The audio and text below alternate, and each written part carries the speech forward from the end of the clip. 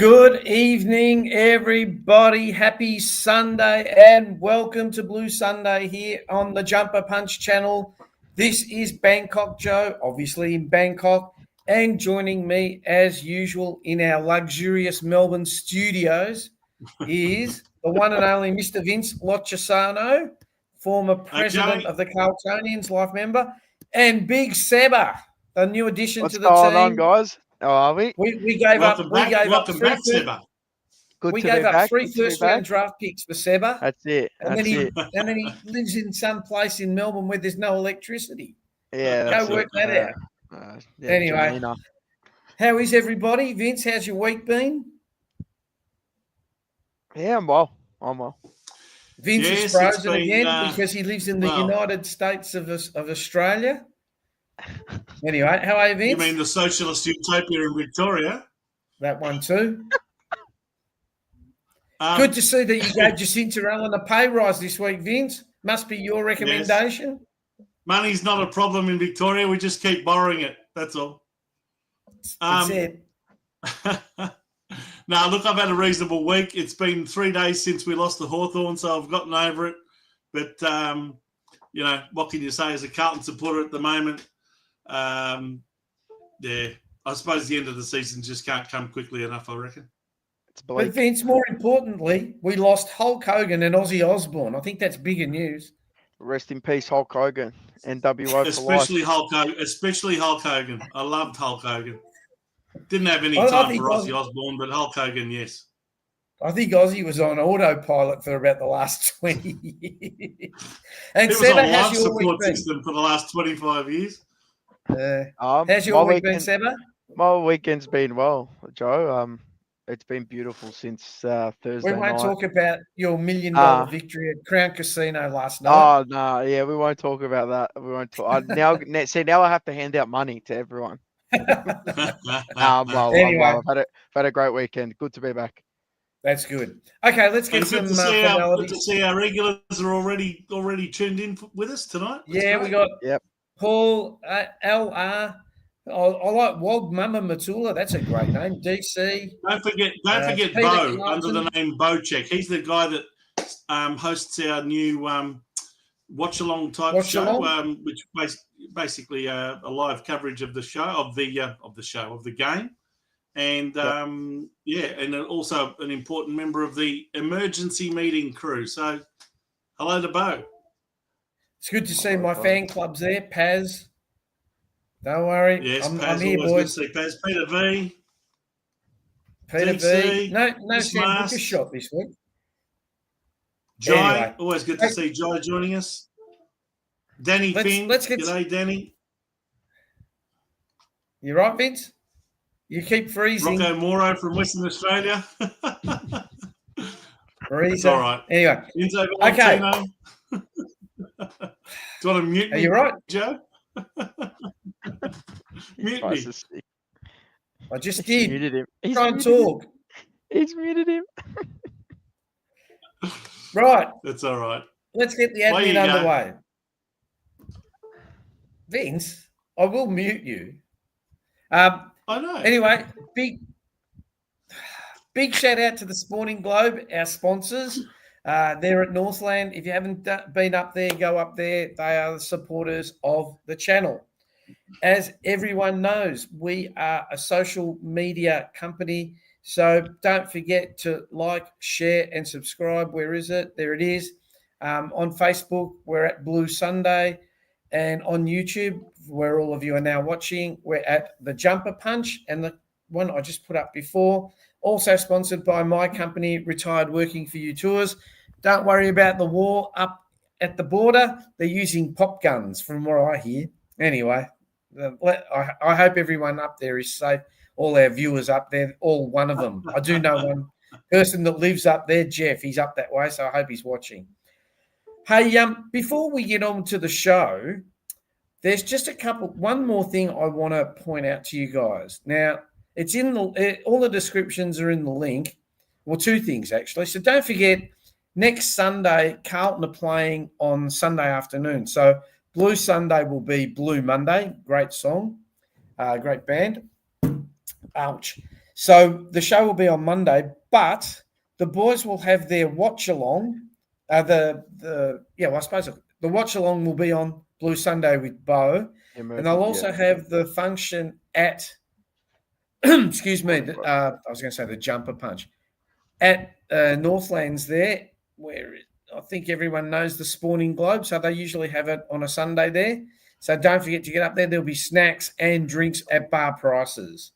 But more importantly, at the end of the year, the boys are also having a live show. So let's just have a quick look at what they've got in store for us.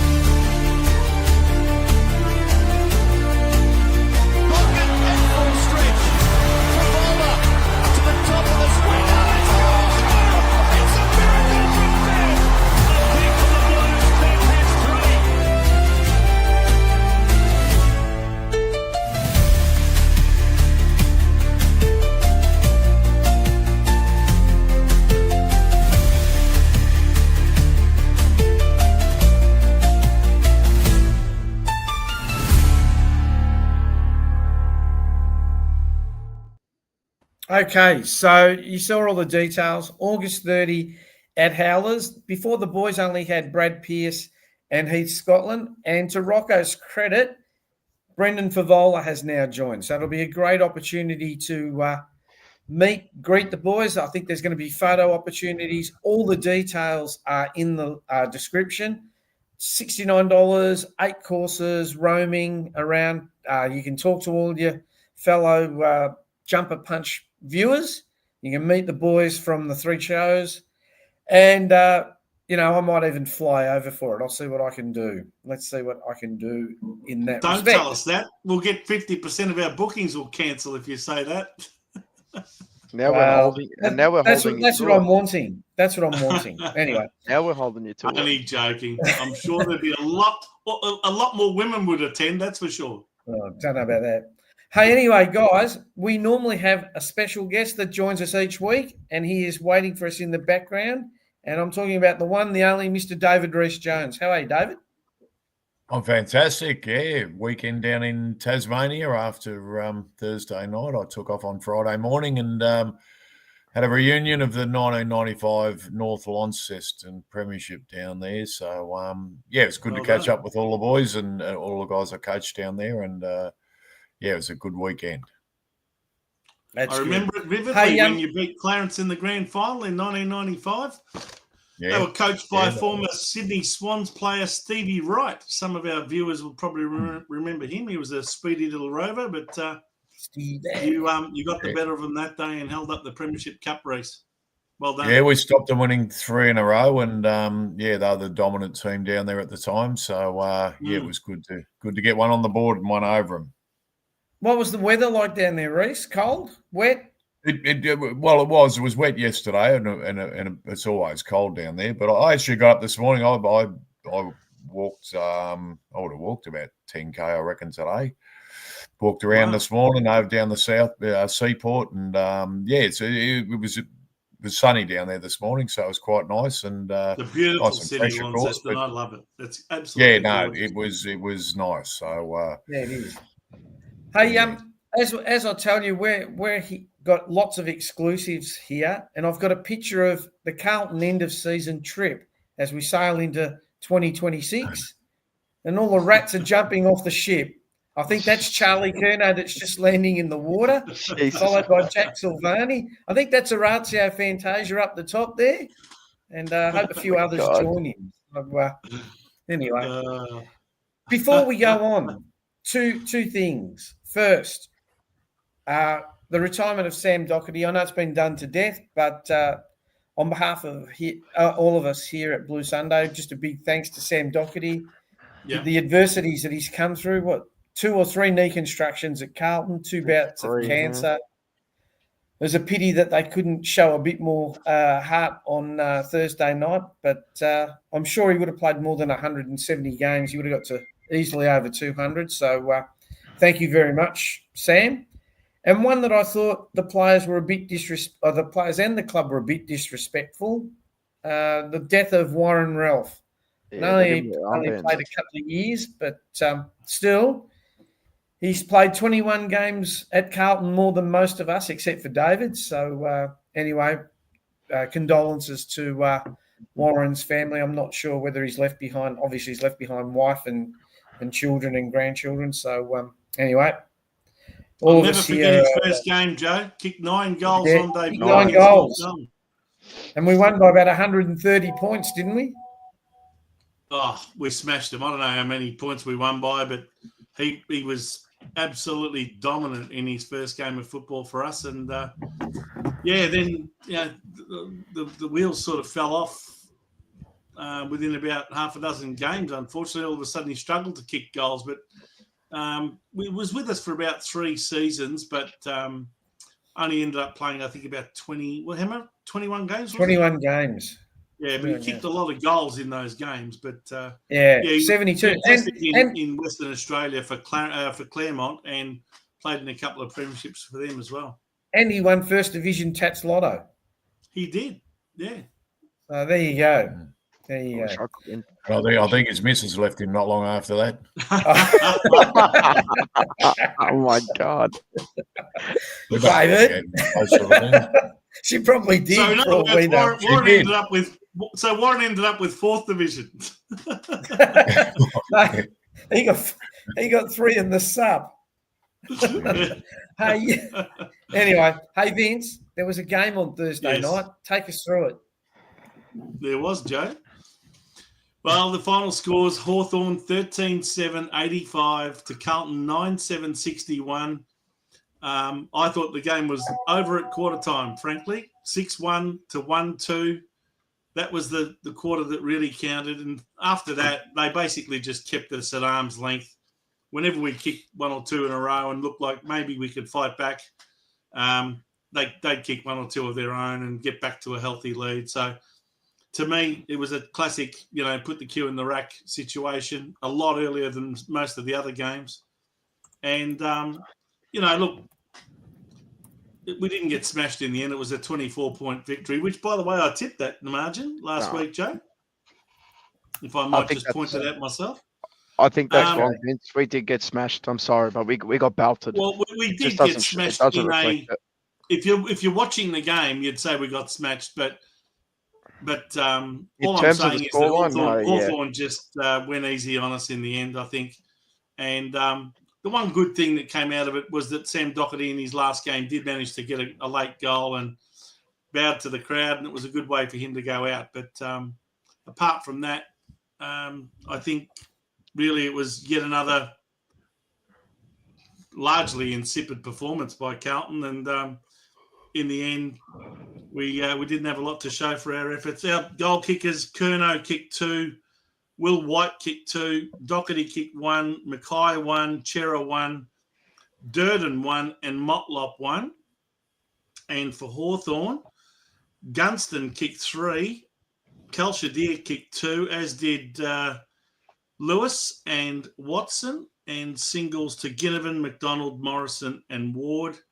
The main disposal winners for Carlton were Hewitt with 25, Akers 21, and Hollands with 20. They were the only 3 players who got 20 possessions or more. For Hawthorn, Moore had 27 disposals, Impey with 25, Sicily 25, D'Ambrosio 22, Ward with 22, and Nash with 21. They were the players with 20 possessions or more for them. If you look at the stats, they had considerably more of the ball, especially from a hand passing point of view. Their disposal efficiency, surprise, surprise, Seba, it was better than ours, 77 to 71. I don't think we've won that stat on one occasion this year. We won contested possessions by 8, but really, you got to ask yourself, what did that lead to? Uncontested possessions, they smashed us again on the outside, a little bit like last week. Turnovers We had more than they did. They outmarked us 116 to 95, including 15 contested marks to only 9. 16 marks inside 50 to our 12. Hitouts was 40 to 26. Lloyd Meek. Was it Lloyd Meek? I think that's Lloyd Meek. Yeah. Lloyd Meek. He absolutely dominated. Tackles, they had a few more tackles than us. A few more scoring shots, and they were a lot more accurate with 66% accuracy to our 56. And they had a lot more 1%ers. Look at that, 57 to only 34. So we played largely bruise-free football, not a lot of pressure on. And, that's pretty much it from a statistical point of view. How do you see the game, Reece? Very disappointing. Very disappointing. Weeder's 200th, and he's been the backbone of us for a long time now. Doherty's last game, I think it was about 10 minutes in, and Doc got shoved by Hawthorn bloke. And two things, Ed. I mean, he didn't turn around and respond. You just get pushed around, shoved around. And none of our players went into assist, but, that just is what showed and how we played that game. We were very soft. Our tackles are non-existent. We're a poor tackling team. We've got poor foot skills and we've got no aggression in our team. So that's why teams just walk over us. Good teams. I mean, as I said, I picked us to beat Melbourne last week, but they're a worse team than we are. So just shows where they're at the moment. But and getting beaten today by St Kilda after being 36 points up at 46. What a magnificent last quarter. Three-quarter time. So, they're a very weak team and probably worse than us, which is saying something. So, it's just so disappointing and so a little bit embarrassing watching a build-up to a big game like that and having absolutely doing nothing. They were weak and insipid the way they come out and attack that, and just put up a bit of fight, fellas. They just got to put up some fight at some stage. It must be embarrassing for them. The good thing about the lucky thing about football is in the modern day is they don't have to go to work. They don't have to front up to work on a Monday, and they don't have to get out in society and front the people who would let them know how embarrassing their performance is. And, I think Seba said it before that Hawthorn coasted after quarter time. They just played. They kicked goals when they needed to. They did what they had to. No one was going to get injured, so they weren't going to put the foot down. They just controlled the match for the rest of the game. They got bigger fish to fry. They don't need to tear hammies against or hurt themselves against an insipid team like Carlton. I mean, one of them might have tripped over one of our blokes and hurt, done an ankle or something. And it's the only way they'd get hurt by one of our blokes anyway. But, another poor performance. And thank Christ for Thursday night footy because you get over it by the weekend and you can enjoy the weekend. So bring on more Thursday night games with this team anyway. Vince, you do real. So what do you make of the game, Vince? Well, I thought that the first quarter really told us everything. I mean, we did not give a yelp. In what was meant to be built up as a big game with, Wiedering playing his 200th and Mackay's back and, all of the, publicity around Doherty, you would have thought that our first quarter would at least be full of, vitality and some zest. But in fact, the first quarters over the last, couple of months, they've been our best quarters by and large. But this time, I mean, was it Gillivan that kicked the first goal from the boundary line? And he strutted on us. I just thought, here we go. And really, the whole quarter was just a disaster. 6 goals to 1 at quarter time. And I think in the second quarter, they got up to a 40-something point lead. And I don't know about you, but I started to wonder, is this going to be a 100-point belting at that point in time? But then all of a sudden, from about halfway through the second quarter, they went into neutral mode. And all they did was just say, come on, come at us with what you've got. And whatever you do, if you land a punch, we'll land one back. So we'd kick a goal, then they'd kick one back. They'd kick two, we'd kick 2 goals, they'd kick another 2. And they just kept us at arm's length. That's what it felt like for the rest of the match. I was expecting them to explode, but they didn't. And in the end, they helped us look half respectable in terms of the scoreboard. But you're right, Seba. At the end of the day, we had nothing. We were never going to threaten them. Not at any stage did I think, geez, we're a chance of winning this game. And there's a lot of players that are really, really down on form. I don't know what happened to Cripps, because last week he played a really good game, but this time I thought he went right back to being out of form again. Yep. And, again, some of the young players that played really well last week, some of them couldn't back up this week. Moya couldn't quite back up. Young Carroll couldn't quite back up. So we were relying on a few others to step up. I thought Will White did a pretty good job of that.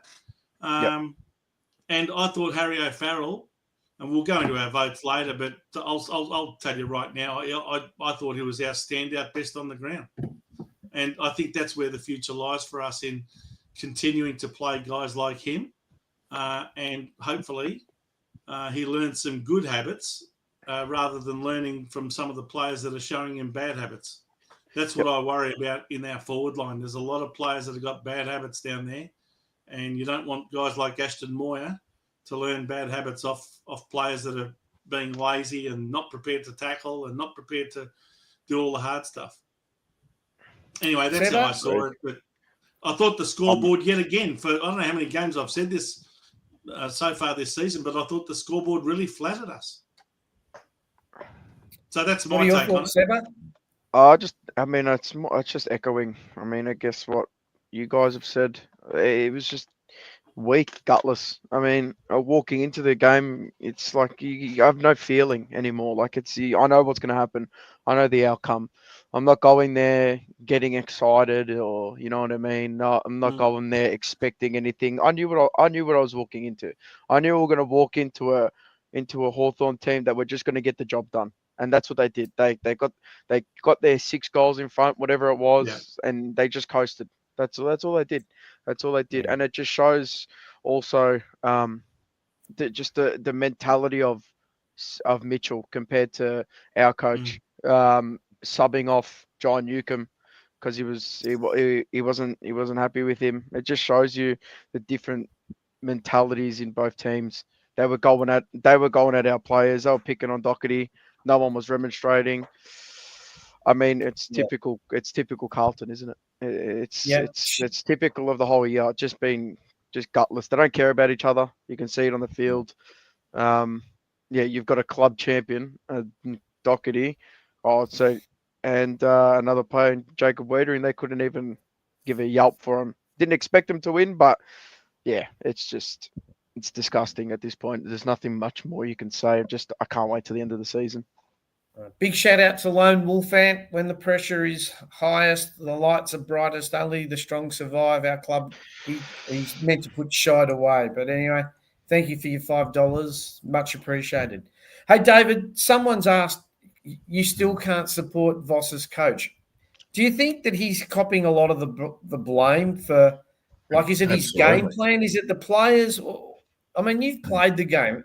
You know what it's like when a coach has lost players. Has he lost them? That's only a question the players could answer. Robert Walsh was supposedly sacked because he lost the players, but he hadn't lost me. The coaches don't get out there and kick the ball, and it's the players who let the coaches down. So the heat should be coming on that. And to be perfectly honest, do we want to go down that road again? Sacking coaches. It's monotonous. It's not what good clubs do. Maybe we need to look at getting some people behind him a bit better. Maybe that might be.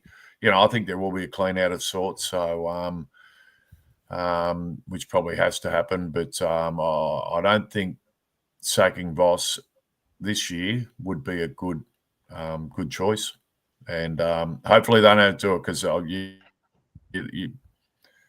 it's just starting all over again. And, we don't need that. We need a bit more continuity, but in certain things. And in footy at the moment, it can turn pretty quickly. It really can turn pretty quickly. So if we do some smart trading of players or investing in some players this year, we're going to have Jagger Smith in he'll come in and probably be able to play, straight up sort of thing. So there's some good signs there, and it doesn't take much to really get the group, wanting to play footy again, getting excited about it, and winning certainly helps that. But when you're getting beaten week in, week out, and it can be draining. So but it can turn pretty quick too. But we need to we need a bloody small forward for a start. That'd be the number one on the shopping list, and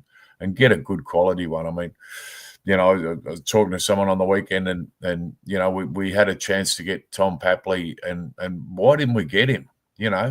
We had him. He wanted to come to Carlton, and we didn't get him. And that was ridiculous. We just and the blokes we did get, have a look at them. Have a look at them. I think Zach Williams is on $1.2 million next year. That's going to be the laughing stock of the AFL. Zach Williams getting $1.2 million next year. I know his contract's back ended, but he's still going to get paid $1.2 million, and he's not worth half of that. So it's embarrassing. So David, what? Have a look at LR. I think it's LR. What? Even with the new list, how can Voss improve the new group to take us to a premiership? Oh, look, our quality, I want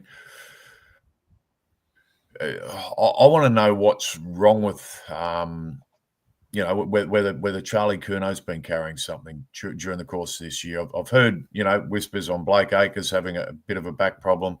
There's a few whispers about various people carrying certain things, but I think they've got to come out and be honest at the end, and because the fans need to know what's going on if they're just not performing, or if there's no problems, there's no problems, and if that's the case, then they can be all up for grabs, I suppose, when it comes to trading them at the end of the year, because we just haven't got any real leadership out in the football field from this year. It really has lacked leadership out there, and a bit of backbone to stand up and resist the opposition, and fight back, and fly the flag for each other. They don't fly the flag for each other. They don't work for each other.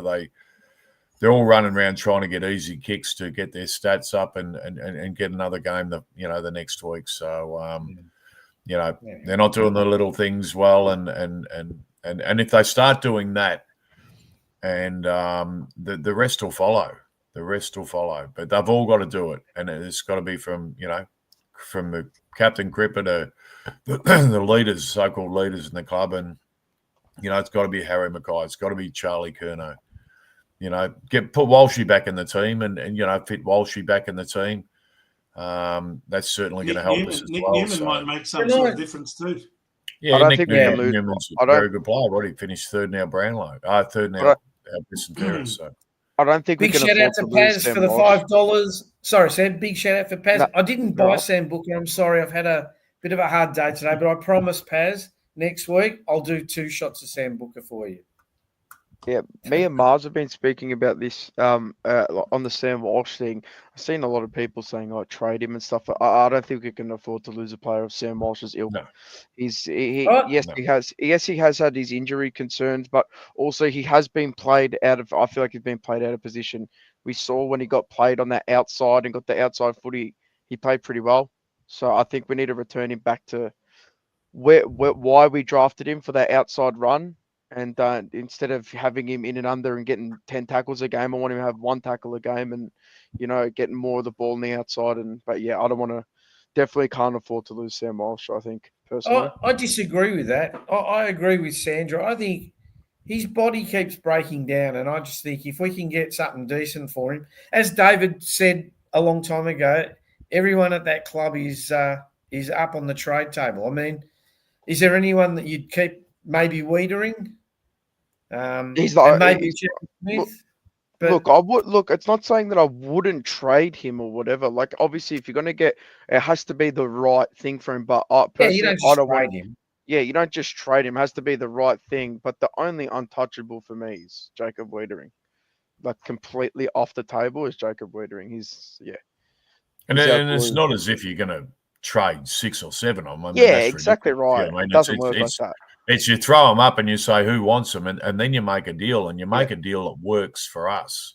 Yeah, you make a deal that benefits the Carlton Football Club and makes us stronger. So, and that's what you mean by throwing all the names up and not throwing a Wiedering or whatever up. Can you see them letting Jack Silvani go, Reece? He might. Now this management team. Yeah, he may well go himself though. There's very strong rumours around all this. There's very, very strong rumours around Collingwood being right into him. Yeah. I mean, you're going to hear all this stuff. We heard about Jeremy Howe's almost 35. We heard about Charlie Curnow wanting to go to the Gold Coast last week. I mean, and then it was Jack Silvani this week. We'll find another one. There's gnawing away at Carlton. I mean, there's a lot of people out there who hate Carlton, and they're going to keep chipping away, of course, throwing the daggers in, and until we get it right on the football field, you just got to suck it all up and cop it, because which is hard as supporters, but you got to cop it. You just got to cop it, sweet. And we can't get sucked into overpaying him either. I think personally, we can't get sucked into, which is what we've always done, is overpaying these. Yes, I understand it's Jack Silvani or whatever, but you can't get sucked into overpaying. If he's getting offered way more than what we're willing to pay, it's thank you, but it is what it is. You know what I mean? You're always going to get offered more to go elsewhere. Exactly right. I mean, that's just, and that's been happening since since the start. I tell you what, his grandfather would be turning in his grave if he saw him in a Collingwood jumper of all teams. Yeah. His father would be happy though. Oh dear. His father seems to have a grudge at the moment, but anyway. He has. He has got a grudge. Can I just ask, Joe's been nice enough to ask all of us our opinions. What's your opinion on the game on Thursday night, Joe? We never really hear much from you. So what did you think of the game? I don't think you want to hear my opinion. I think they're a pack of weak, overpaid pansies. They run around. Charlie has got no second effort, right? Harry Mackay's 6'8" or 6'9", plays. He doesn't throw his weight around, doesn't crash packs. He's built like Tarzan and plays like Jane. Yeah. Then you've got Mott Flop running around. Mott Flop running around trying to do things. Someone put. I saw an interesting stat on the weekend. Someone said, he had 60% kicking efficiency. Well, what about the other 40%? He's a small forward. I don't care if he's got 1% kicking efficiency. He's supposed to kick goals, right? And they're playing it. Kick one. Then you got Durden. We gave away Owies. Not that Owies has done much. I can't believe, and there's no camaraderie. They look like they hate each other's guts. I mean, and then when they do kick a goal, we're 60 points down and they kick a goal and they celebrate like they're fucking winning the premiership. It's fake. It's fake. It is. It really is. It all looks put on. And it's all about stats. I mean, fucking Akers, right, gets no kicks in the VFL. Well, let's bring him in. And then he runs around the wing. He just runs up and down. I don't understand. Anyway, I mean, listen, next week, I don't want you to be so subdued. Next week, I want you to tell us what you really think. Okay. No, but it's just the trouble is it's like a broken record. I mean, David, you've played the game, right? Well, they've got no chance of making the finals. Do you think they're going to put in? Like, do you really think they're sitting there going, "Oh, we got to"? I would be playing for next year. there should be one thing about being an AFL footballer and being you should have pride in your performance, whether it's individually or as a team. You need to have pride in your performance, and you know, once you start accepting mediocrity, that's where you're going to end up. So, you know, and that, you know, I mean, they've got a great opportunity. You know, a few players should be really playing for their careers. You know, I mean, there's a lot of blokes. So? Well, there is a hell of a lot of blokes who are not signed up at the moment, and not going to be signed up until, you know. So they got, what have we got? 5 matches, 4 or 5 matches. That's it. That's their chance to show that they want to be part of the Carlton Football Club. And if they don't want to be part of it, piss off then. You know, some of them may not even play a game again. Get rid of them and get something for them, and get people who want to play. The kids, you know, and Harry O'Farrell was mentioned earlier. He looks a likely type. He's light on at the moment. He's going to have to build up and get a bit more strength, because he's going to play on the tall forwards like Deer and these sort of blokes. He hasn't go, doesn't he? Well, yeah, and Cowan, I think Cowan's been good back there. He's playing with a bit more confidence. But the thing about the back line is the ball's down there a lot too. So, you know, you do get a chance down there, don't you? Because the ball's always bloody down there. And so, you know, it might be. But, you know, you can only look at what they're doing and keep playing the kids, you know, keep playing them. You know, if they we just got to keep them in the team and keep out the blokes we don't need in there. You know, well, the VFL team. I don't know how Foggy got another contract. He's the bloody biggest witch's hat I've ever seen. I don't know what he does. He doesn't doesn't mark. It's all of them down there. I mean, it's all of them down there. If we don't get that the ball from the the ball kicked in by I'm thinking about Mackay and Curnow, and if they're not marking it, we're in we're in a bit of trouble, because and yet we haven't got players who are smart enough to realize. And Zach Williams has been the only one who really looks really dangerous down there at times, and that's the worrying thing too. Yeah, but then he, but we need. Yeah, but not $1.2 million worth. He's not that dangerous. But so we are where we're at. But and what I'm saying is it can turn pretty quick. It really can turn pretty quick. But we need something injected in there that's going to really excite the players and excite the fans, and then we're up and going again. And then you will get the players will hopefully jump on board, and but I just really don't see any spark out there at all.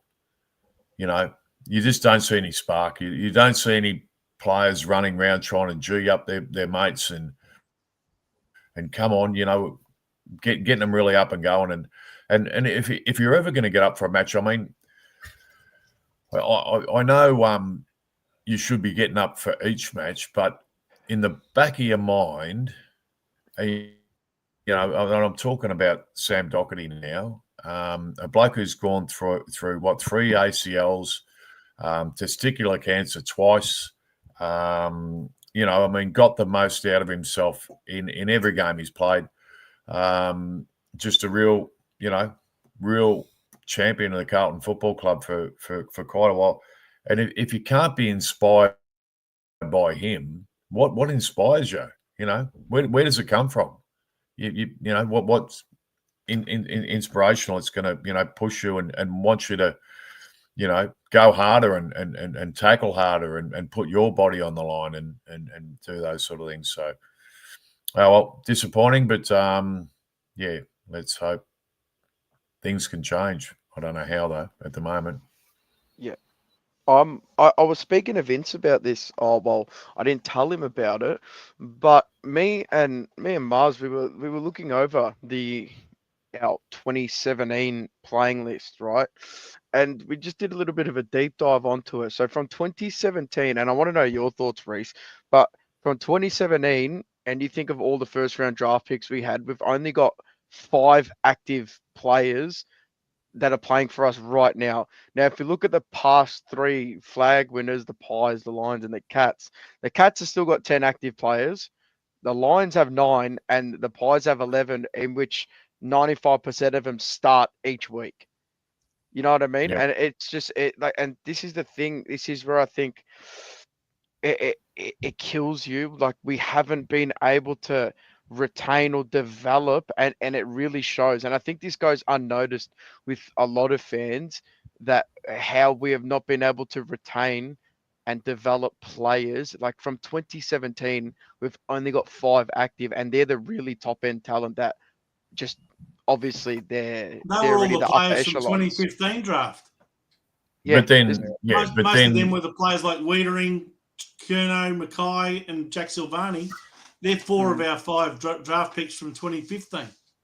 Yeah. Yeah. Hey, before you guys answer that, just a big shout out to Oz, another $5. We'll get to your question, Oz, about trading Akers, Motlop, Chera, Fogarty, Keep Wiedering, Cripps, Kemp, Williams, Hollands, and Hewitt. So we'll get to that in a minute. Go, David. Yeah, look, I think, we went out and we thought we were in a position to go and get, spend big money, big contract, long contracts, big money on players. And who did we get? McGovern. We got McGovern. Martin, Chera, Sard, Chera, yeah. Yep. Zach Williams. Fantasia. 1.2 now. No, Hewitt, I think, was part of that lot too. Hewitt didn't cost a lot, but yeah, he was part of it. Yeah. But that we spent a hell of a lot of money and on the guys we've just mentioned, and it hasn't worked. It just didn't work. We had we had the recruits, I suppose, like Wiedering, Walsh, Mackay, number 1 draft picks. Curnow. You think we have Petrovsky-Seton? Doesn't even play for AFL anymore. Lockie O'Brien doesn't even play AFL. Paddy Dow struggles to get a game. Yeah. You know what I mean? But every club would have them. Yeah, every club's got him, but it's just it's. I think it's probably more. But we made a bad decision, back then, with the blokes we got in, who were all chasing big money, and they were available at the time, and we got the wrong players. Tell me one of those players who's been worth their money. None. Maybe George Hewitt. None of them been worth. None of them been. Maybe They all got put on. They all got put on long-term contracts, and they have not been worth their money. And they are the coach killers. They are the coach killers. Yeah. Talking of Lockie O'Brien, I'm sorry, I'm going to be a bit rude here. I heard someone told me, I'm not going to tell you who, he had a nickname at the club, right? And his did you hear this, Seba? Yeah, I know. I know what you're going to say. His nickname was Foreskin, right? And then when I asked my mate, why'd they call him Foreskin? He said, because he went missing when things got hard.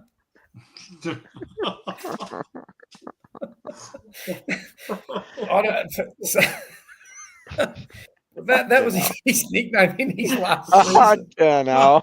Oh my God! How would you like that nickname, Dave? No. Boom, boom. Better than show bags. You're full of shit. Oh, that's a good one. That's awesome. The best nickname in AFL football of all time was Brett Heddes. His nickname was Jobby. Okay. And why was it Brett Heddy, number 1 for the West Coast Eagles back about 25 years ago, yeah. Come on, Seba, use your brains. Heddy. Oh, shit. Oh, sorry, it went straight over me. Okay, no. Hey, anyway, Peter, we've got to have a bit of humour. Getting back to Oz's question, he's saying trade Akers, Motlop, Chera, Fogarty. Go through one at a time with Reese. One at a time with Reese and see what he thinks. Okay. But I'll go through them. Who would pick them up and what would you get for them? That's my question. Yeah. Well, that's it. What would you get for him? Chera's already. You might get something signed on for again, Motlop. hasn't he? You might get I think something for Motlop and Chera Chera. signed an extra couple of years, didn't he? He's out a to about 5-year deal, 2029 over or 800, something. over 800 a year, 5 years. He's out to about 2029 or something like that. So, so he's out of the equation unless someone wants to pay that to take him. But you got Akers, Motlop, and Foggy, and I don't think anyone would want him. Well, hey, Akers. I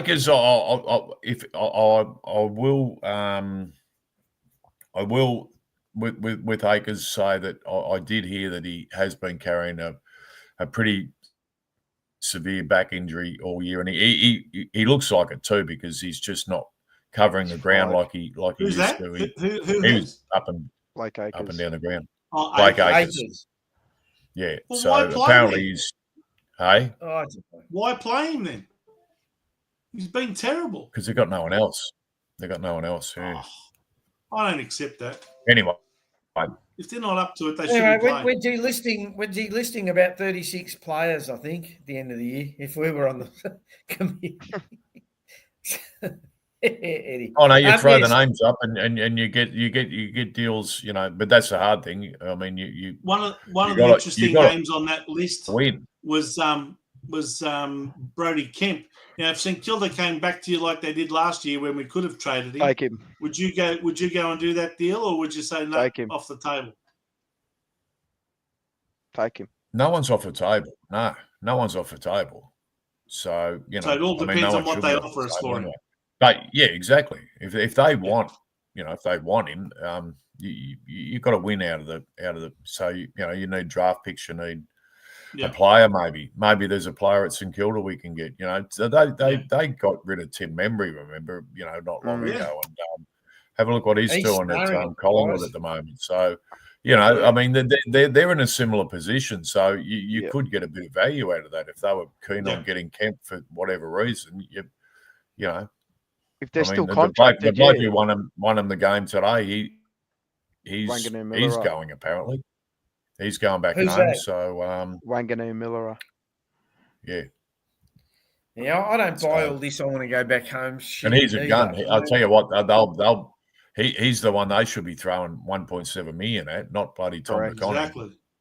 Correct.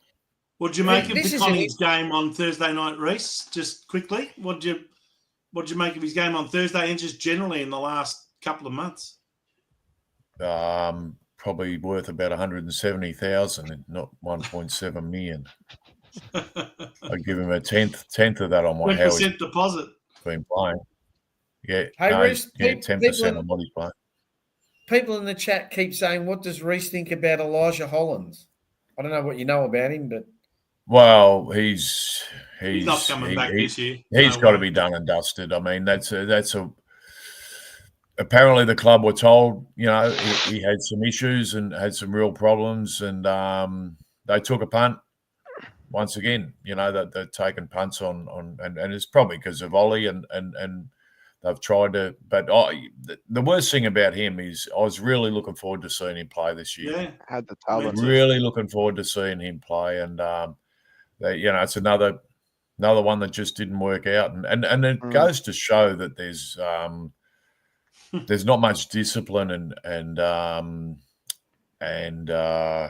what would you call it? It's just culture in the football club at the moment. It's got I think it's got a pretty poor culture at the moment, which really needs to turn around over the summer because and that means you need to get rid of the crap out of there. You need to get rid of the troublemakers. You need to get rid of the blokes who don't want to be there and get people who want to be there. And if that, so, I'd be very surprised if Elijah Hollands is there next year. No. Who at the club do you believe is ultimately responsible and should be made accountable for what sort of culture we do have?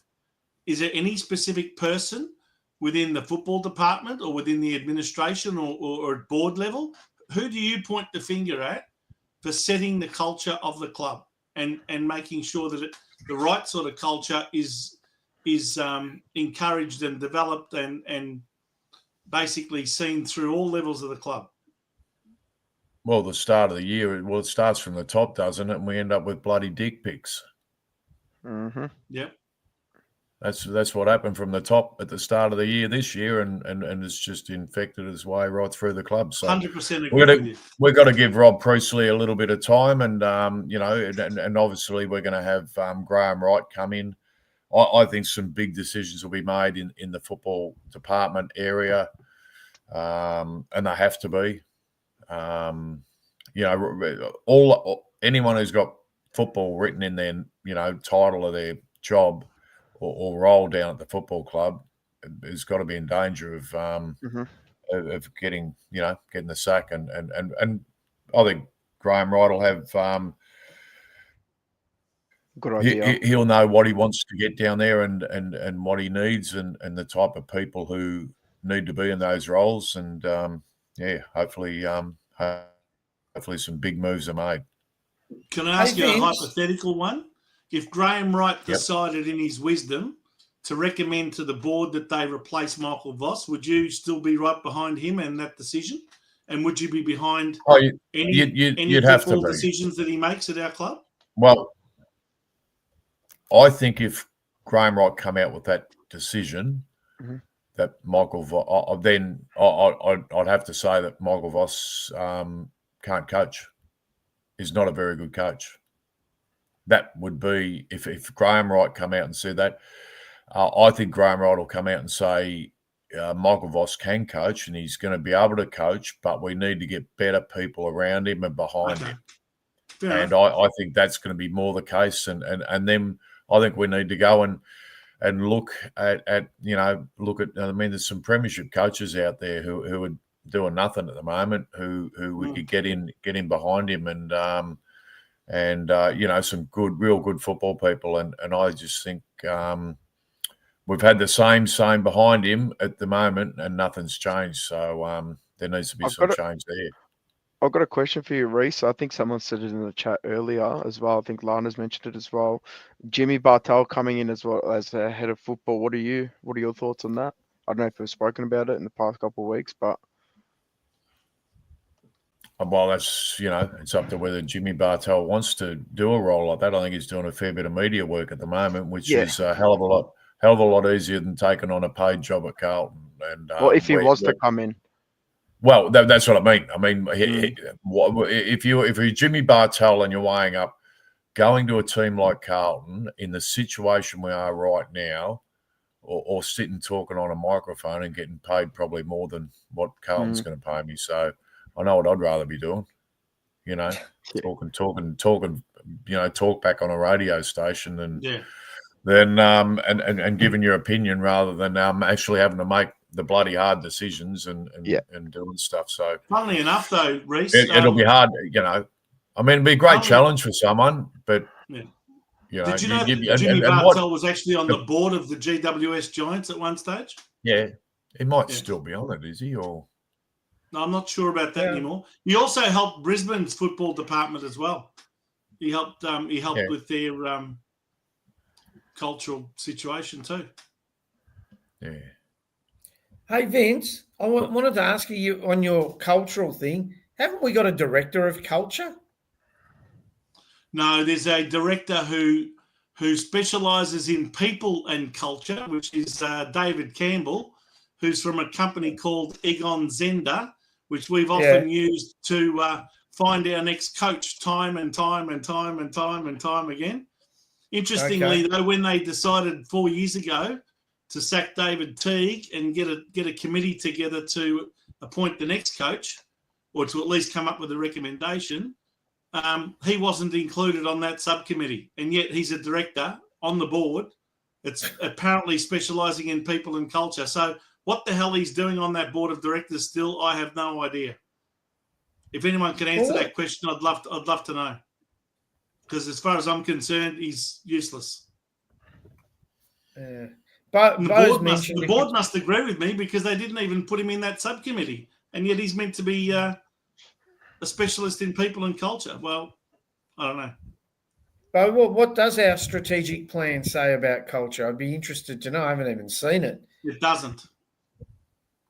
Oh, that's right. We're going to be a good corporate citizen. You create your own culture in a football group, and in a football group setting.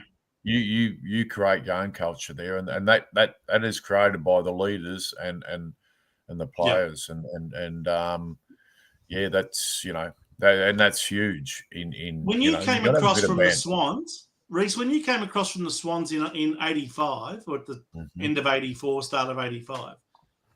You clearly felt a massive change of culture when you walked through the doors at Princes Park, didn't you? And you felt the weight of expectation straight away. So who do you, looking back on it now, who do you reckon set that? Was it set by the president? Was it set by the coach? Was it set within the football department?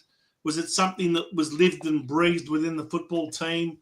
I mean, where did it start? It was everywhere. It was amongst the players. It was amongst the match committee. I mean, you had Wes Loss, strutting around and making the decisions or giving the hard truth to players or whatever. And you had strong people around, and it was almost like a fear of failure. And you didn't want to fail. You knew that if you did fail, it just wasn't good enough, and you dreaded going into the football club if you did fail. So and obviously we didn't win it every bloody year or anything like that, but it was just that attitude and that and it's funny. I mean, you start looking at the character of our players, and we've got a pretty soft bunch of players, in all terms. They're nice people. They're very nice people. I've met most of them, and they're very nice. They are very, very nice people. Did you see Sam Doherty go up to Morrison for Hawthorn and try and shake his hand at the start of the game? And now Morrison, I think, shook his hand, but he didn't look at him. Did not look at him. Okay. Did you see I that? never shook hands. I never shook hands with a player before a game. Morrison was focused, and the Hawthorn players came after Doherty. And did anyone come after the Hawthorn players when they went after Doherty? No one. No. They targeted him at one stage. That's up to individuals. I mean, I never saw any sense in shaking hands with a player before a game. I shook hands with a player after the game, and even if you punched the crap out of each other for 100 minutes, you went up and shook hands after the game and went and had a beer afterwards. So a bit different back then, but I didn't see any sense in shaking hands before a game. I'm thinking, why would I be wishing someone luck when I'm about to play? But even once the game started, did you notice how they were coming after Doherty sometimes and roughing him up? None of the Carlton players went and flew the flag. Well, I mentioned that early on. I was disappointed in Doc too, not turning around and grabbing a bloke by the throat. I mean, you don't get pushed around, don't get shoved around. I mean, especially in your last game. Don't let people start shoving you around 10 minutes into a game. It's that's what I mentioned before, and then you didn't see anyone sort of go in and fly the flag for him either. So. Disappointed in why he went about it, but also, in the way that no one, but that's what we've got at the moment. That's what we've got, and by the way, it's very hard to change that. It is very hard to change that, but you've got to be mates. I mean, I just went down to North Launceston, and these people who played in that premiership, they're lifelong friends. I mean, we two of them lived next door to each other for 20 odd years, and really close family friends, and the women get on, the guys get on. It's just a really good environment, and even today, it's like it 30 years ago, but it's like it happened yesterday, and we're sort of telling the stories. And I said to someone, I said, we don't even have to put mayo on the stories. They're all true. And, it was just fantastic what we, got up to on and off the field. It was terrific. And we done it all together. We did it together. And that bond doesn't break. I'm not down in Tassie all the time to see these guys or whatever, but there's a bond there that's unbreakable, and that's what you get, but it takes a lot of, they knew I had their back, and that was the most important thing, and we got out and got it done. And to be perfectly honest, I'll give you a little bit of history on that. We finished second when I first went down there, got beaten by Clarence, didn't make the finals the next year, lost some players, didn't make the finals the next year. A few things happened during the year, and it wasn't a good year.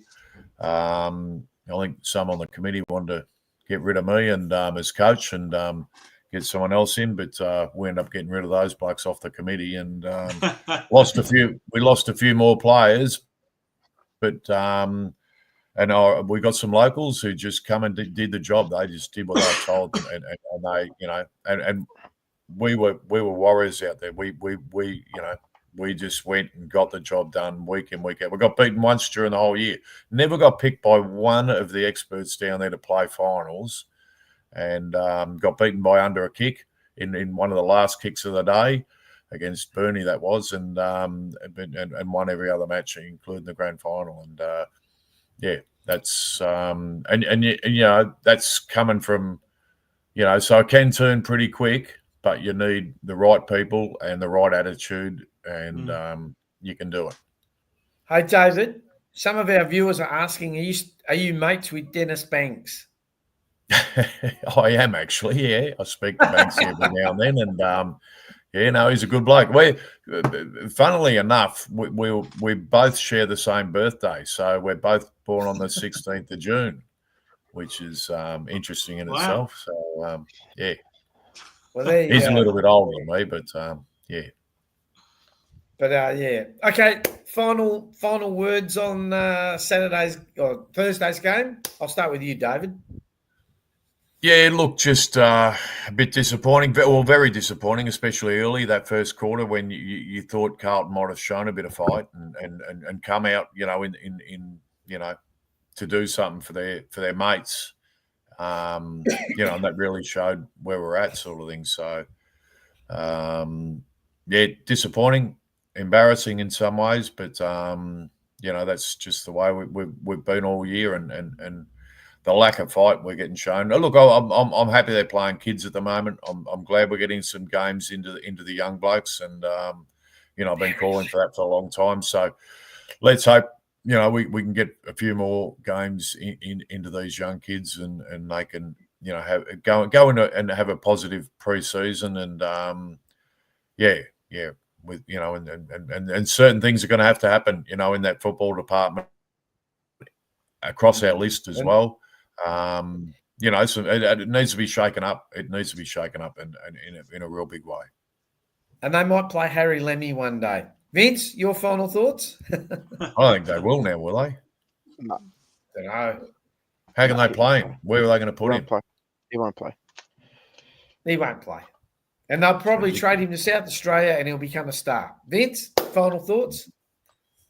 Oh, look, I think I've said pretty much most of what I think at the start. But look, yet again, get used to the club trying to distract you with all sorts of other things other than taking your focus.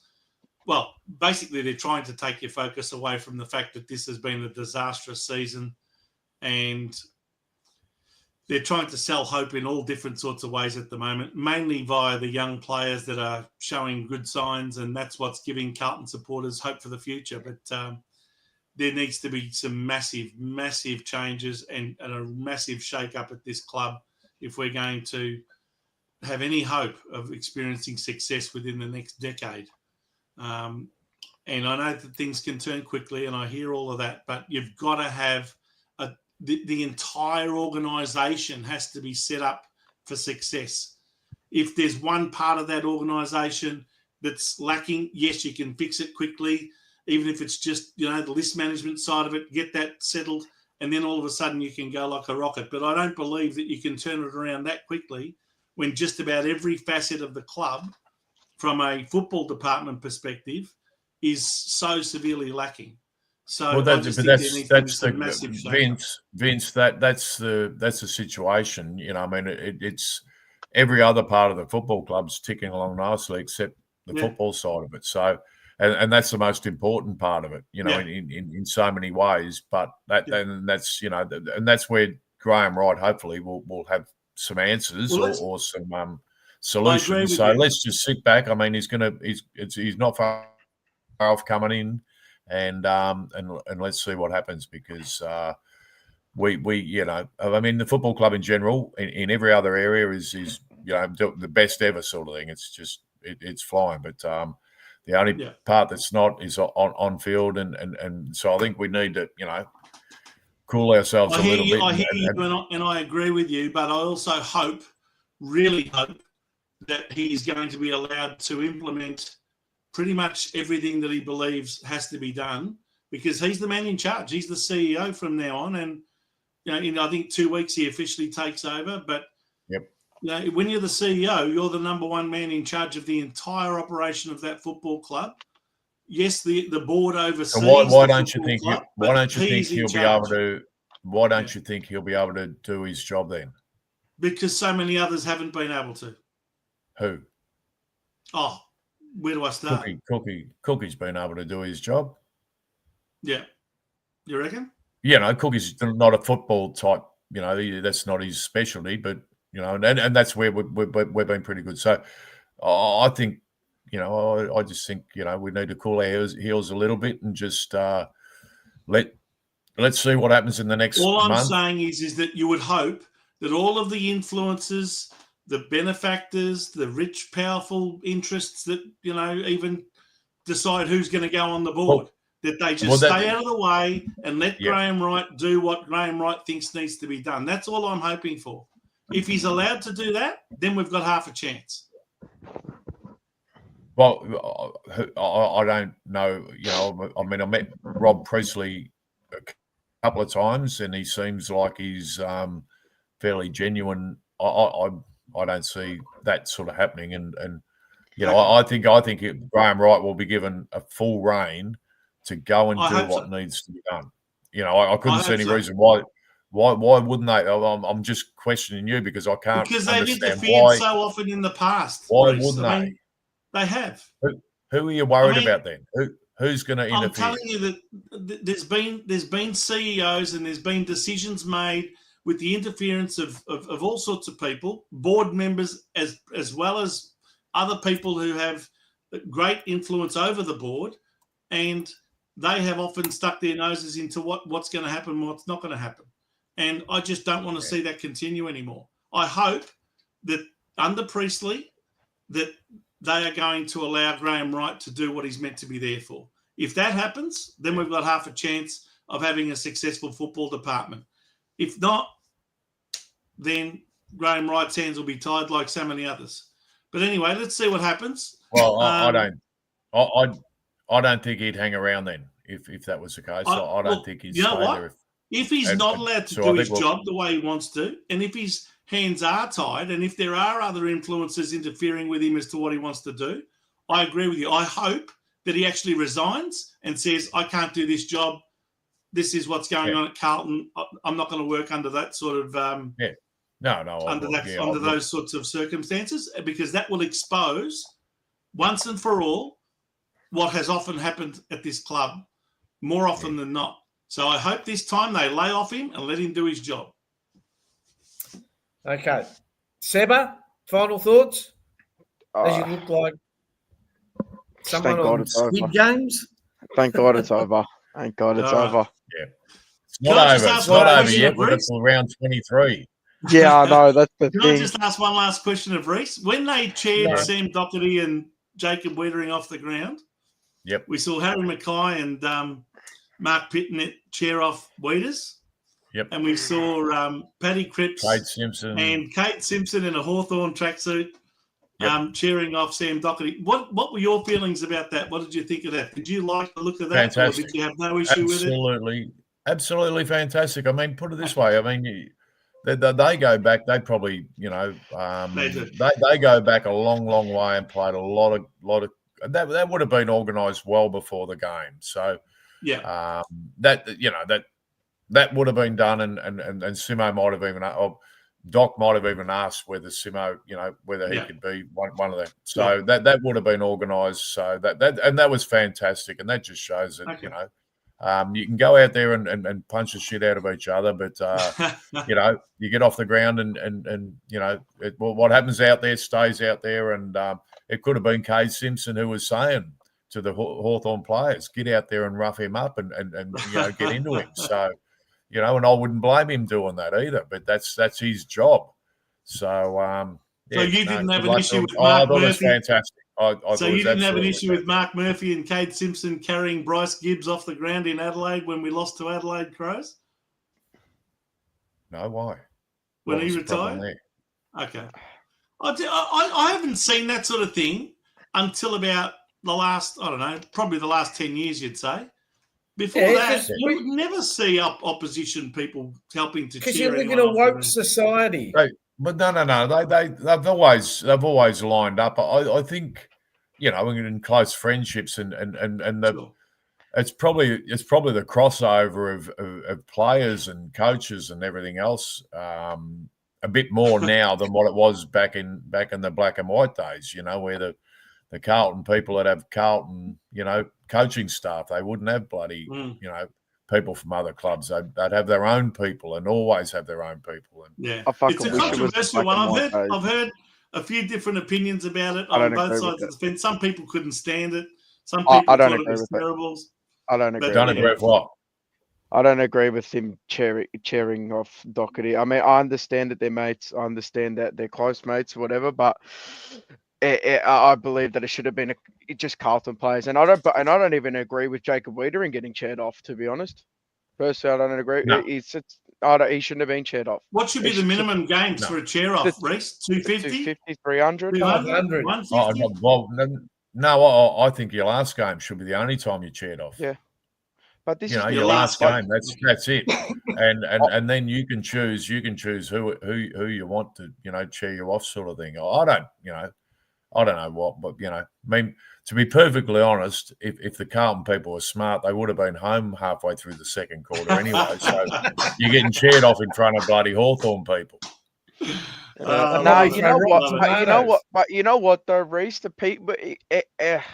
What pisses me off about our fans, right? We all make this big spectacle about, it's Doc's last game, it's this, it's that. No one fucking turned up.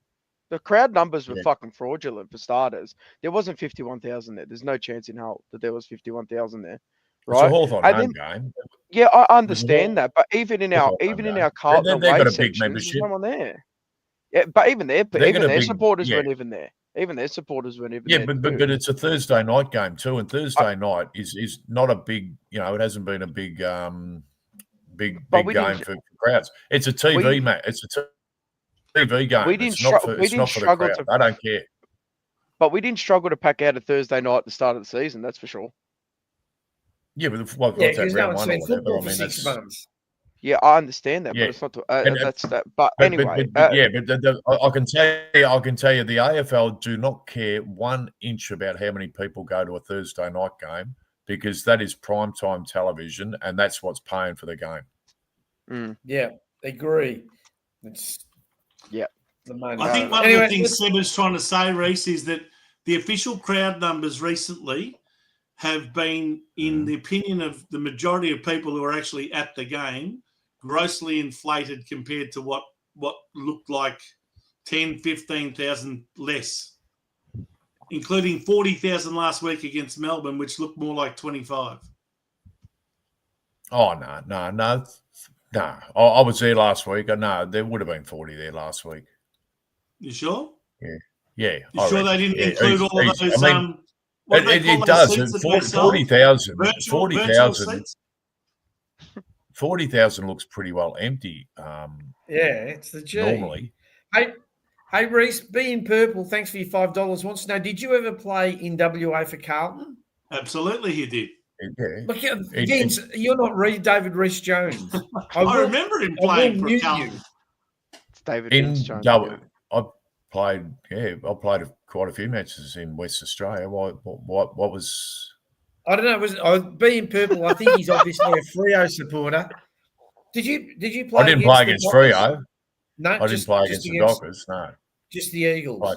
West Coast, and I played against Western Australia. Yeah. In fact, I remember when the West Coast Eagles first started in the competition in 1987, we played an absolute blockbuster night game over there, which they won by 3 points. I think it was one of only 3 losses for the season. And Reece played in that game, and that was actually played at the Wacker. At the Wacker, the cricket ground. Cost me $5,000. I got reported for hitting Chris Lewis, and I just come back from 4 weeks suspension, and that's right. I got reported for hitting.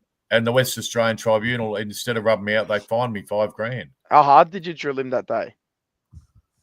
How hard did you hit him? Hey, Reece, you should have gone. You should have gone across the road. He deserved it anyway. I won't tell you, but he did deserve it.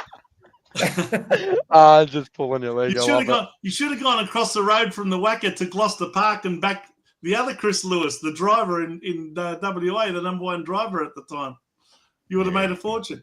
He's bloody cheeky. He's a good player, but geez, he deserved a whack though. Yeah. Right. David, is there anyone that didn't deserve a whack? Is there anyone that deserved a whack that you didn't whack? Well, I didn't whack Williams hard enough, but and I didn't get him after that. And then he bloody joined Carlton. I couldn't get him then. I was thinking of running him over in the car park, but that was a bit. All right, let's get to the votes. Okay, David, your votes? All right, yeah, I've gone. Hewitt. I thought, he had a go. He was probably our best player overall on the day. I think he had about 8 or 9 tackles as well. So, he's had a pretty good year. So I hope he wins what's he win for the award anyway? Is there a car the or John something Nichols up there? Mercedes medal?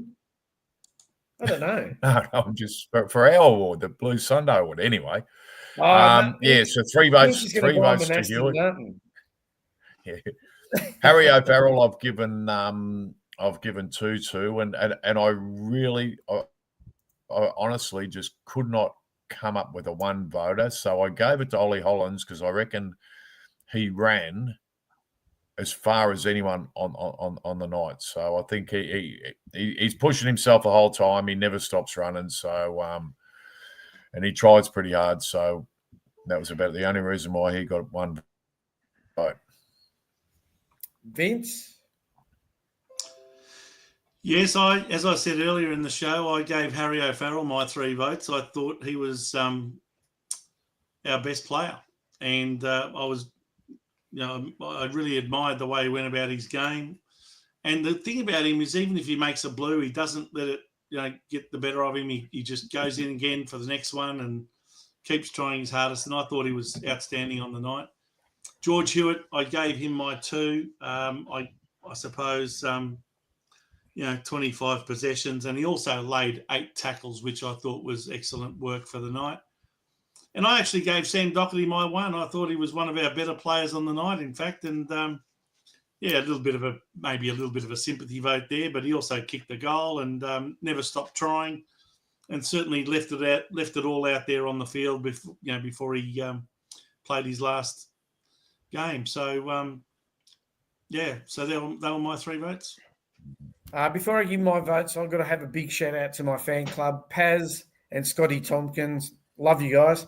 Okay, so I gave George Hewitt 3 votes. I thought Harry O'Farrell with 2 votes. And like Reece, I really struggled with the 1 vote.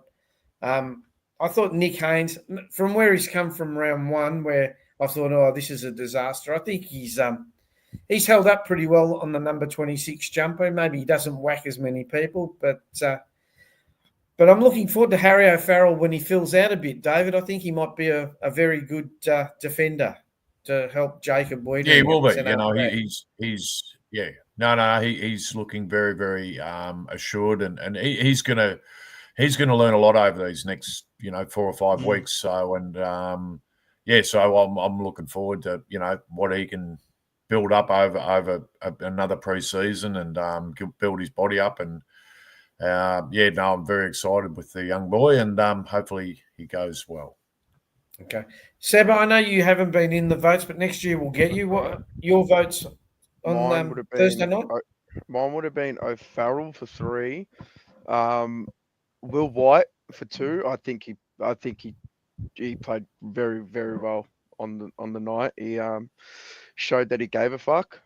And the 1 I'd probably go with Ollie Hollands. So my 3 to 1 were all the youngsters.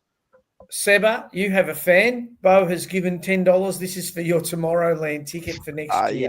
You need to add like at least another 2,400 onto that. Right. There's the challenge for Bo and all the viewers. We're going to get out. We're going to have a GoFundMe page. Get Seba to Tomorrowland. Come and join me here in Bangkok. We'll take David with us to Tomorrowland. Yeah, come and join it in Bangkok. Tomorrowland. What's Tomorrowland? I don't It's a big rave party, David. It's in Belgium. I'll send you a video. Yep. All right. I could just see David getting into it. And our George Hewitt has cleared away to outright leader now. He's pushing the flesh there. He's on 61. Cripps 47, Wiedering 43, Chera 31, and Tom de Conning on 28. He must have had some good games early in the season. Okay, so now it is time for David to give his award for the Spirit of Carlton, and this week it goes to... Well, doing what he did. This week it goes to Doherty for...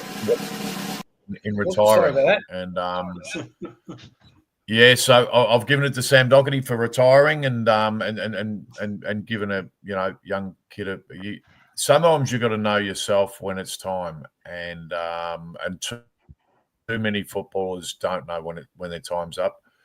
Good to see Doc make a decision that I think I mentioned about 5 or 6 weeks ago here. I would love to have seen either the club make a decision or Doc or whatever, and come together and get him back in the reserves and working with those guys. But he's been a great servant of the football club and a terrific bloke as well. But he's made All Australian. He's and the issues which we mentioned earlier with his ACLs and testicular cancer too. That's full credit to this guy for what he's got out of his own body, with his own limitations, and what he's got out of the football, and he's a credit to the Carlton Football Club, and he'll be remembered for a very long time. Hopefully, he's not too far away, and I'd like to see a bloke like Doc, stick around the place. On you, Doc. And I wonder if he's going to keep playing VFL football between now and the end of the year, or not. No, he says he's going to not play. He's going to hang up the boots. Yeah. That's it. Yeah. Okay. Normally that is. Yeah. And the new award, my Carlton or Blue Witches hat this week goes to... I had Lockie Foggy, but it's A. Moyer. Jesus Christ. He's bloody changed colour. Yeah. Well, I think he might have a bit of walkabout in him, David, because he certainly went walkabout. He went walkabout the other night. Yeah, he has been. Okay, next Sunday night. Fremantle Dockers versus Carlton, Optus Stadium, 5:10 p.m. Yep. Which is okay. What are we thinking? That's Australian Eastern Standard Time. Yeah. 10 past. I honestly, you want me to go first? Yeah, go. Yes. I honestly think we are not without a chance against Freo, and people will scoff at this. And I did say we'd beat Melbourne a few weeks ago. I'm not saying we'll win it, but I think it's going to be a pretty close game. We seem to, I don't know why, but we seem to play well over there. We play that ground pretty well, and I think our history on the ground in recent times has been pretty good. So, and Cripper seems to really grow a leg when he gets over there too. He's had some, I reckon he's polled 3 votes in nearly, probably the last 3 or 4 games he's played over there. So let's live in hope on what's happened in the recent past, and hope that they can get over there and put on a good show. Okay. We're going to have a 10-day break leading into that game. Can you believe it? 10. Is it going to make any difference? Exactly. They're going to get Christian Barnard down there. It'll help them get over any niggling injuries and stuff. Better than a 5 or 6 day break, that's for sure. I might be able to get to a heart surgery. Carlton, Vince? Any players expected back for that? Like is Silvani expected back, or Walsh, or anyone like that? I don't think they haven't put up when they're expected back, Walsh or Silvani. So yeah, we sort of. Would you actually bring them back, Reece, if they're available, or would you say, you know what, yes, not worth risking them? Just you would bring them back?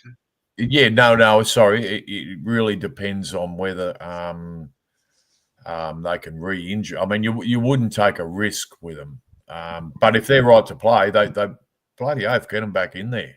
Get them back in there. I mean, for example, Nick Newman, they said, no, look, we're not going to bring him back early. It's coming off an ACL, so you know he's done. No, you wouldn't do that. Silvani and Walsh haven't got ACLs. No. But if it's going to be an injury that's going to tie him up over pre-season, for example, if you're putting surgery back or something like that, no, don't play him.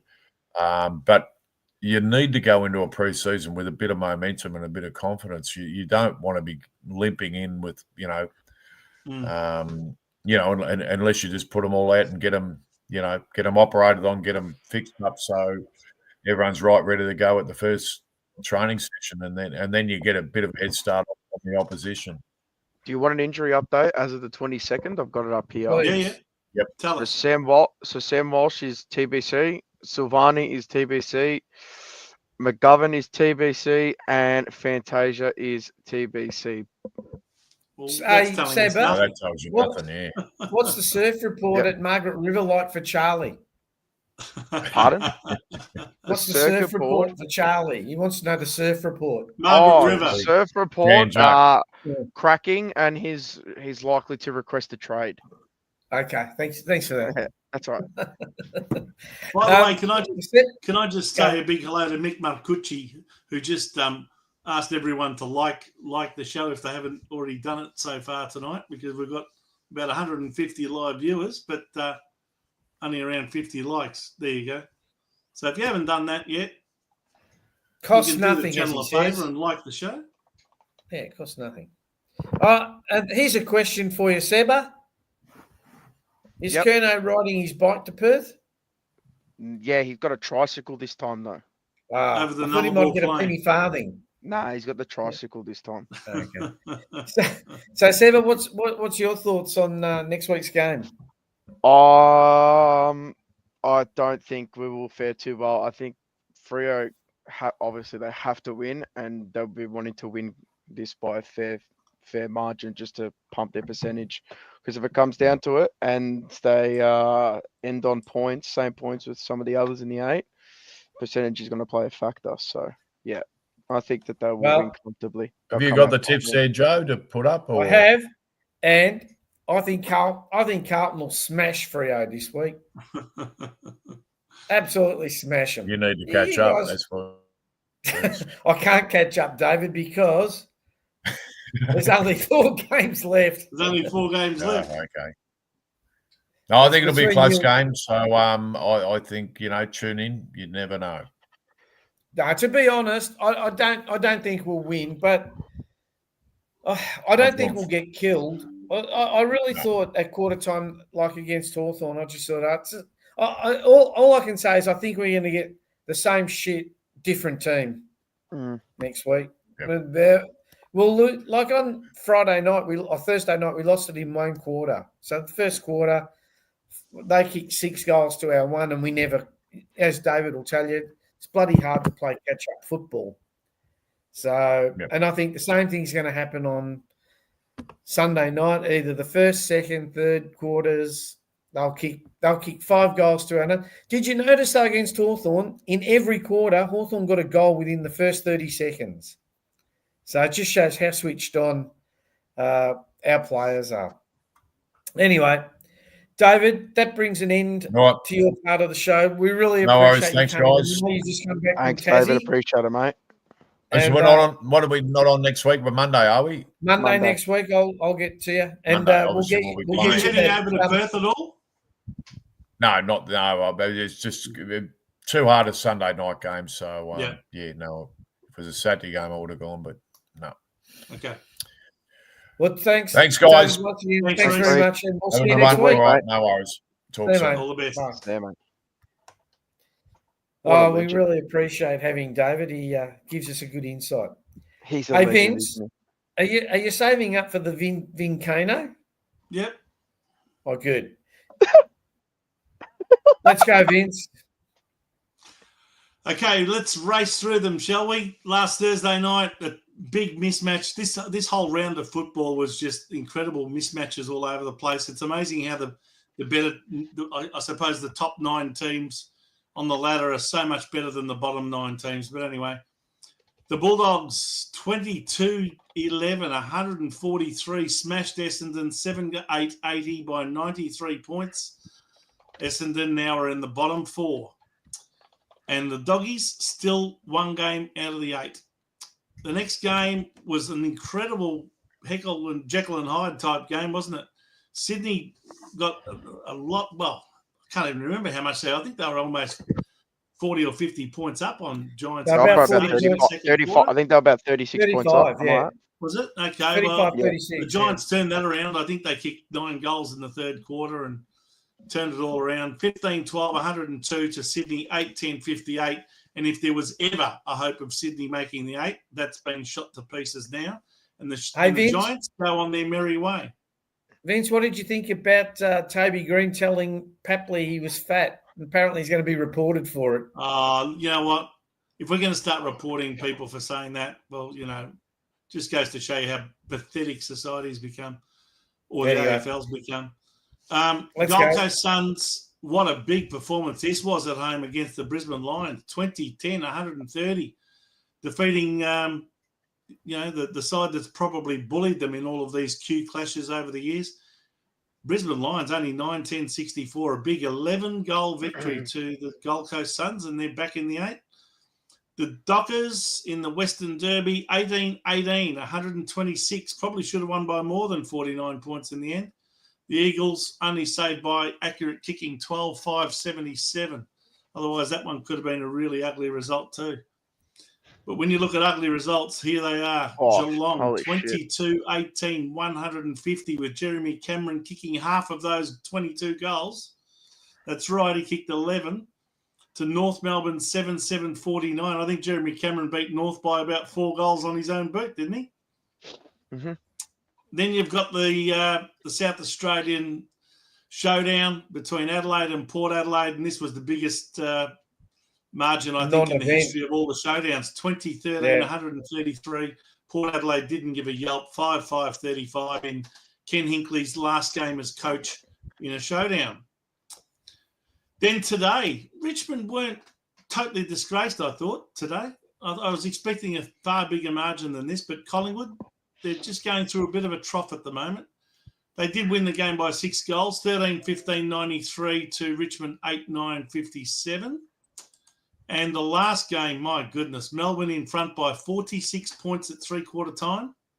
And lost. And in the last quarter, conceded 9 goals, and they didn't score 1 themselves. And St Kilda ends up getting up by a goal after the siren. 15-6-96 with, Wanganeen Miller kicking 4 goals and a match-winning performance to Melbourne's 13-12-90. And that just goes to show you why Melbourne are just as much trouble as us. And in my opinion, Simon Goodwin should be under just as much pressure as Michael Voss. Anyway, here's the ladder. Collingwood back on top, 60. Adelaide have now taken second position off Brisbane with that loss to Gold Coast. And Adelaide smashing Port Adelaide. Look at their percentage, 146 at this stage of the season is amazing. So they're on 56, Brisbane on 54, Geelong, Hawthorn, GWS and Fremantle all on 52. There's a real battle to get into the top 4 there between those 4 sides. Then Gold Coast on 48 in the 8. Oh, where's 9th?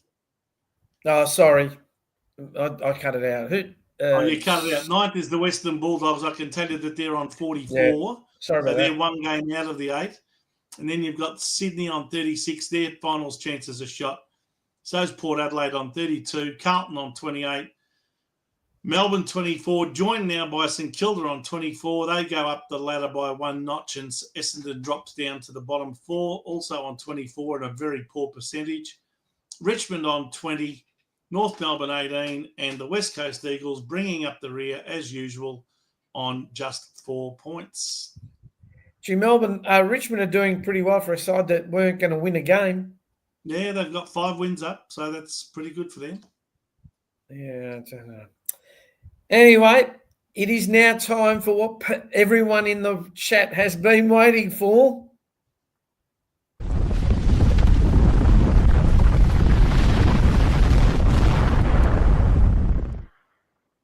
For those that don't know, that's a sound effect of a volcano erupting. And our own Vincano is now going to erupt. I'm not going to erupt, but what I am going to say is Carlton Football Club. I don't know exactly who's responsible for these sorts of things happening, but unfortunately, you brought disgrace unto yourselves on the weekend, or on Thursday night, I should say.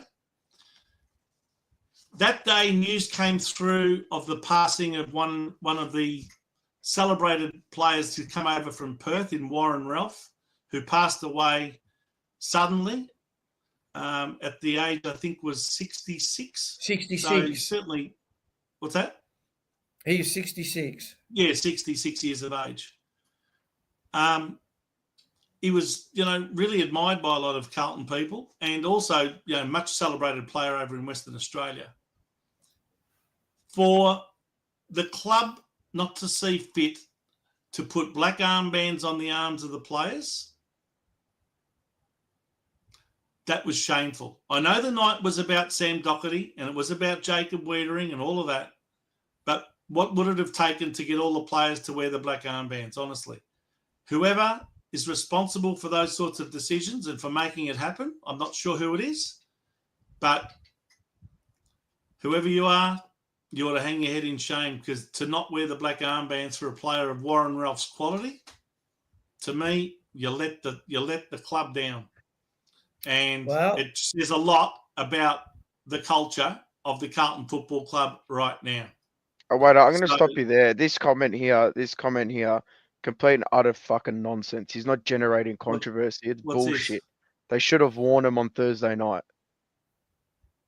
They should have worn the armbands on Thursday night. I'm sorry, but don't start spinning up controversy. He's talking about you generating controversy. That's bullshit. They should have worn. We all knew about Warren Ralph passing away that day, and by 7:30 that night, you're trying to tell me you couldn't have organised black armbands for the players to wear? I know we're playing. I know we're playing this week in Perth. But I'm sorry, I still don't see why it couldn't have been done on the night. It should have been. Sorry, Vince, but it wouldn't have overshadowed Doc. No. Yeah. It wouldn't have. It's just a sign of respect. So yeah, but we have. I'm not trying to be controversial, whoever you are making those comments. I'm simply saying that in any other circumstance, you would have had the club putting black armbands on the players, and they should have done it in respect for a guy who gave a lot to Carlton in the 3 years that he was there. So anyway, that's my personal view. I'd love to know what everyone else thinks.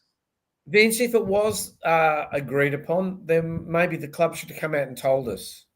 Well, that's the other thing. Maybe they should have come out and said, look, we've decided to wear the black armbands next week because we're playing in Perth.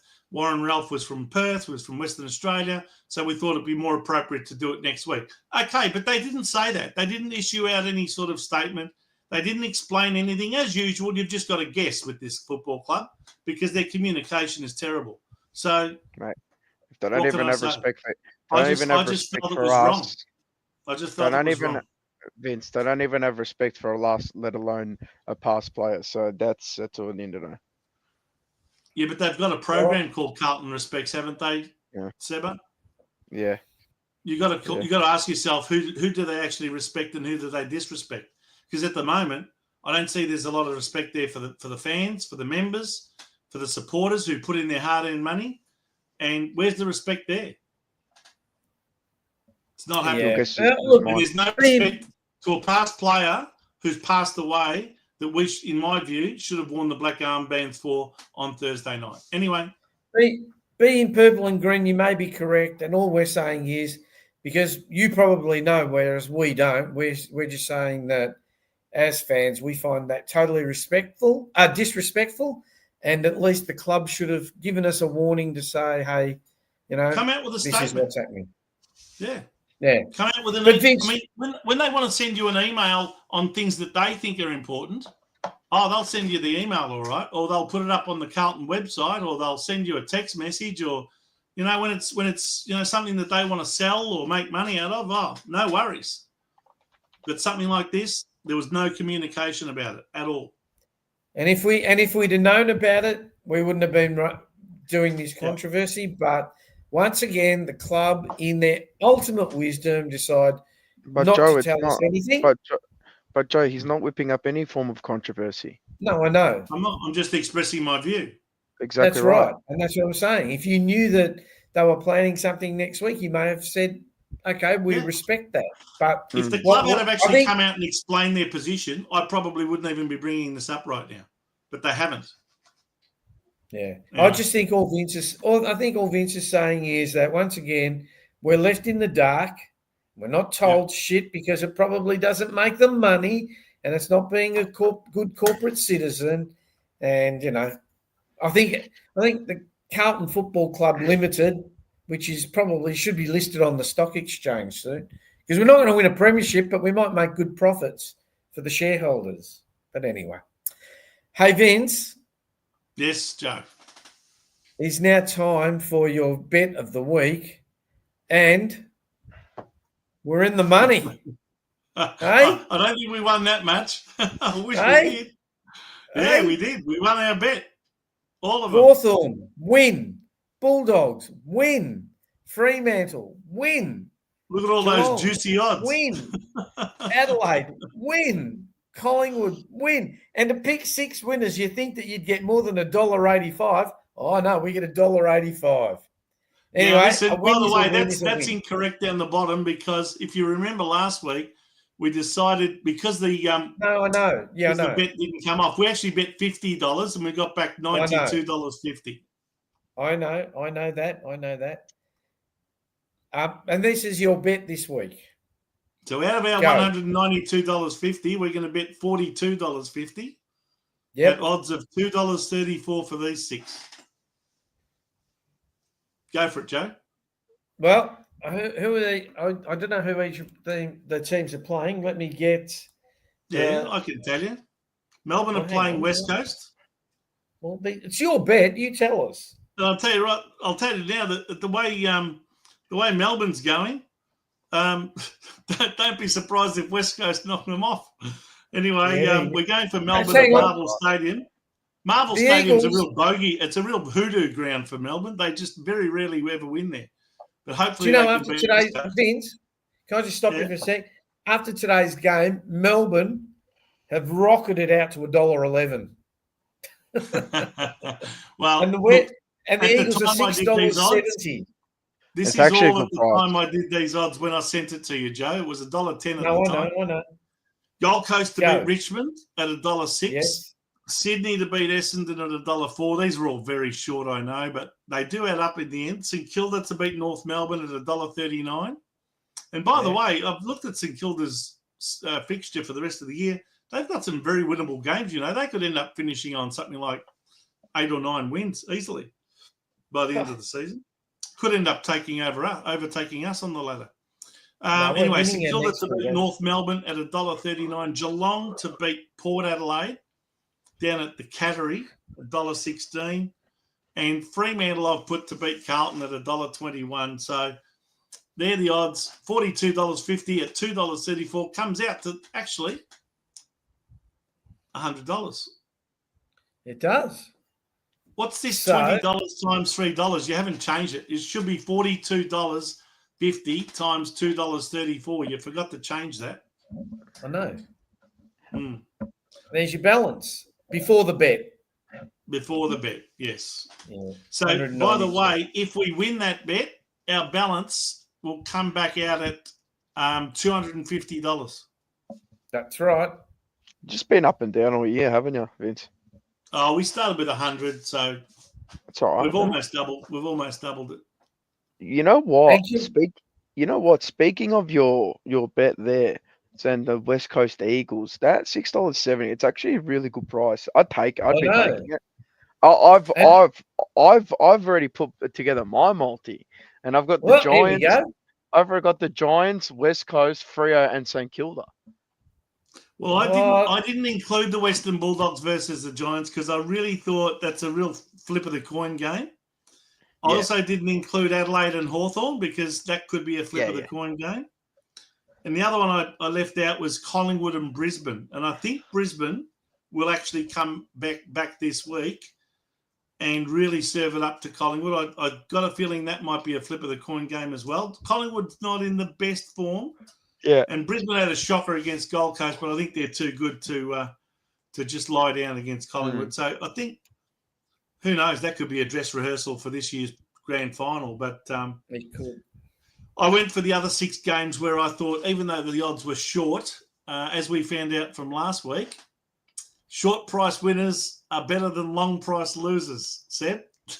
Yeah, I know, but it's I mean, I guess. But you know what? I reckon you're right, Alessandro. We need a Seba multi of the week as well. So next year we're going to go with Seba as well. Okay. In fact, he might even take over after me because I really know better. You're the king. You're the king. We need someone who wins more often. You're the now king. Joe's getting fussy. He wants to win more often. Yeah, he wants to. He wants to start betting $1,000 hands every time. Fucking 20 Joe says, go home, go hard or go home. That's it. Bet Seba. Bet big, win big. Bet till it hurts. And always chase losses. And always chase losses. Everyone, bet responsibly and don't go overboard and don't put the house on it. And bet responsibly. Why not? That's how you win.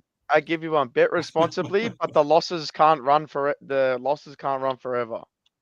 The wins can't run forever. Sorry. So that's true. That's it. You win. What do they say? You win some, you lose more. Okay. That's it. No, you don't. All right. No, you don't. So there's your bet of the week, Joe. Guys, that brings us to the end of our show. So just a couple of things before we go. Don't forget, like, share, subscribe. That helps us grow the channel and helps us bring you a better product. So you will find us on Facebook, and the Facebook page is at Blue Sunday. And don't forget also the Jumper Punch. And you will see us on Facebook, on YouTube at the Jumper Punch every Sunday, except for next week. We will be on Monday. Don't forget. Yeah, next Monday. Don't forget, I'm going to play this again for you.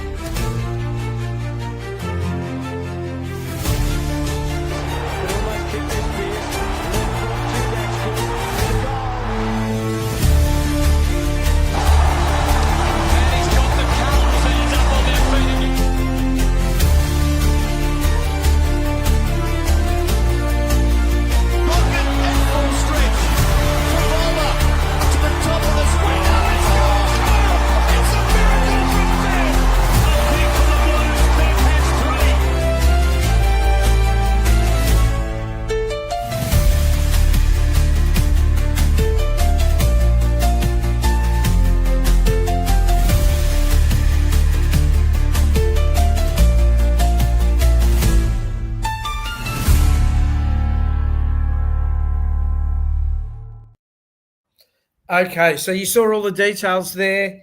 It's August 30 at Howlers. All of the description is in the link. I believe tickets are selling fast now that Rocker has been able to get Brendan Favola. No one mentioned pressure points. Bring along your Crown Lagers, and I'm sure he'll sign them. And also, don't forget next Sunday the live watch along at Yeah, the live show at the. I was going to say at the Jumper. No, you mean the TJP catch up at at Sporting Globe in Northland. That's the one. To watch the That's Fremantle the one game. I'm talking about. Yeah. Yeah.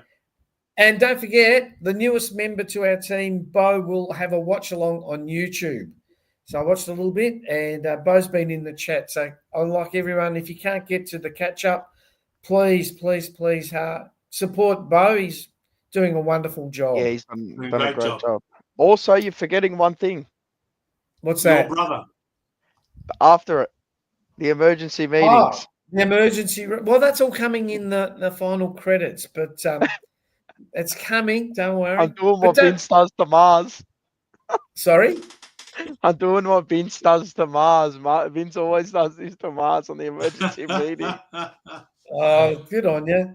Well, it must be an in-joke. Anyway, that brings this show to an end. It's starting to get a bit dark here, and I'm starting to get a bit hungry. Hang on, Joe. Joe, Alessandro said, please don't end the show without Vincenzo's Cheerios. Oh, well, I'm going to turn the light on. I've just had a quick look. A shout out to Brian McMahon. Good to see you on our chat there, Brian. I know he's had some health battles of his own in recent times, so hope you're on the mend, mate. And, of course, Brian was the man who was responsible many years ago for recruiting a lot of our players from Western Australia, including Peter Bosusto. So it's good to see you with us, Brian. Always good to see your comments on our chat. Big shout out to Carl's as well. Yes, there she is.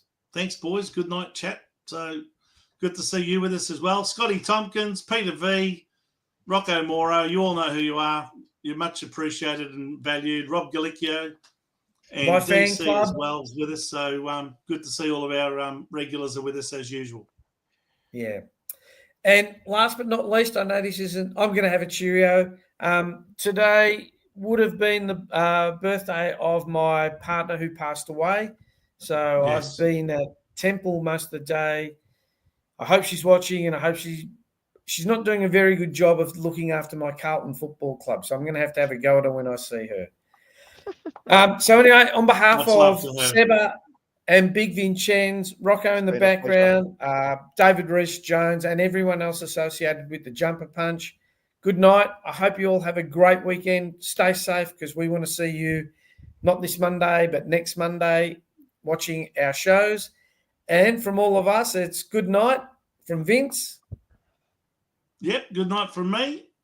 And Seba. I was about to say, good night, Blues. guys. Go the Blues. All right. Thanks a lot.